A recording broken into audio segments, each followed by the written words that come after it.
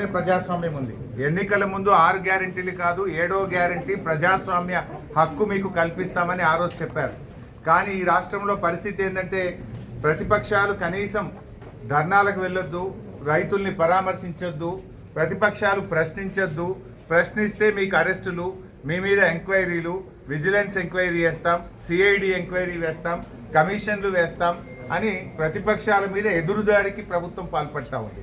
అంటే ఈ ప్రభుత్వ పనితీరు ఎట్లా ఉందంటే మొన్న అసెంబ్లీలో కాంగ్రెస్ ప్రభుత్వం చేసిన స్కాములు బయటపెడితే అసెంబ్లీ నుంచి మమ్మల్ని సస్పెండ్ చేశారు.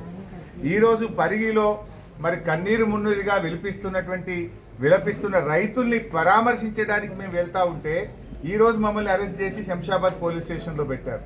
అంటే ఈ రాష్ట్రంలో ఒక నిర్బంధ పాలన జరుగుతూ ఉంది.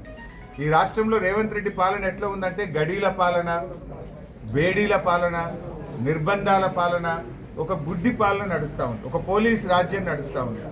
ఇది ప్రజాస్వామ్యానికి అంత మంచిది కాదు. ఇవాళ మేము ఏమడుగుతా ఉన్నాం, మీరు ఏదైతే 2 పంటలు 3 పంటలు పండే భూముల్లో ఫ్యాక్టరీలు పెట్టాలని నోటిఫికేషన్ ఇచ్చారో దాన్ని రద్దు చేయండి. ఏదైనా పనికిరాని భూములు, సాగుకు పనికిరాని భూములు ఎన్నో ఉన్నాయి, అక్కడ పెట్టండి పరిశ్రమలు. ఇవాళ మీరు నోటిఫికేషన్ ఇచ్చిన భూముల్లో పాపం ఎస్సీ బీసీ రైతులు ఉన్నారు, పేద రైతులు ఉన్నారు, మంచి 2 పంటలు పండే భూములు ఉన్నాయి. గా భూములు ఎందుకు లాక్కుంటారనే మేము అడుగుతా ఉన్నాం. ఇవాళ మమ్మల్ని అరెస్ట్ చేయాల్సిన అవసరం ఏమొచ్చింది? మేము ప్రజాస్వామ్యబద్ధంగా ఆ ఊరికి వెళ్ళి ఆ రైతుల్ని ఓదార్చి రైతులకు భరోసా కల్పించడానికి, ధైర్యం చెప్పడానికి వెళ్తా ఉంటే ఇవాళ మమ్మల్ని అరెస్ట్ చేసి గొంతు నొక్కే ప్రయత్నం చేస్తున్నారు. ఇది ఎంతసేపు ప్రజాస్వామ్యం అనిపించుకోదు. నీ పాలన అంతా కూడా బోగస్ మాటలు, బోగస్ గ్యారంటీలు, అన్ని అబద్ధపు మాటలతో నువ్వు ఇవాళ కాలం వెళ్ళబుచ్చుతా ఉన్నావు. ఏమంటుండ్రు రేవంత్ రెడ్డి? రాముడు రాక్షసుడు అని మాట్లాడుతూ రావణాసురుడు అని. ఎవరు రావణాసురుడు? నువ్వు కాదు. నీకు మించిన రావణాసురుడు ఉన్నాడా? నువ్వు ప్రతిపక్షాల మీద ప్రజలను వేధిస్తూ, పేదల ఇండ్లు కూలగొడుతూ రాక్షస ఆనందం పొందుతా ఉన్నావు, వికృతమైన పాలన అందిస్తూ ఉన్నావు. ఈ రాష్ట్రంలో ప్రజాస్వామ్య విలువలు మంటగలిసిపోయినటువంటి పరిస్థితి ఉంది.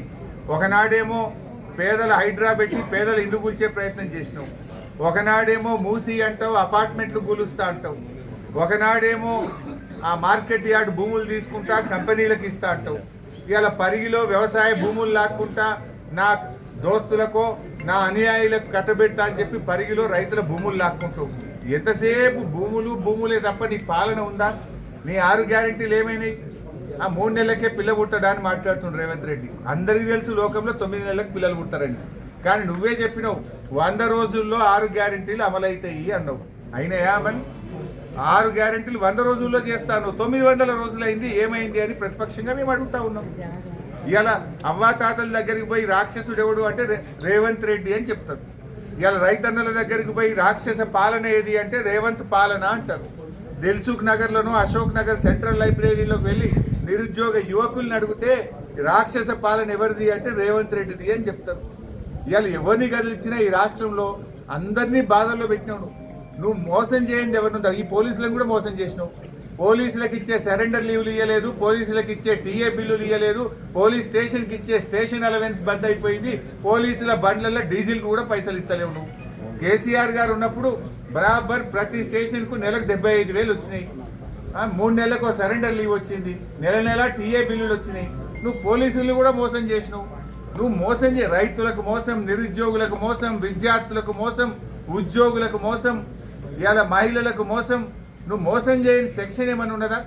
ఎంతసేపు పోలీసులను అడ్డం పెట్టుకొని నడుపుతున్నావు. ప్రజలకు అర్థమైంది నువ్వేదో మళ్ళా గెలుస్తా అని పగటికల్గా అంటున్నావు, ఏడవైనా చెప్తున్నావు.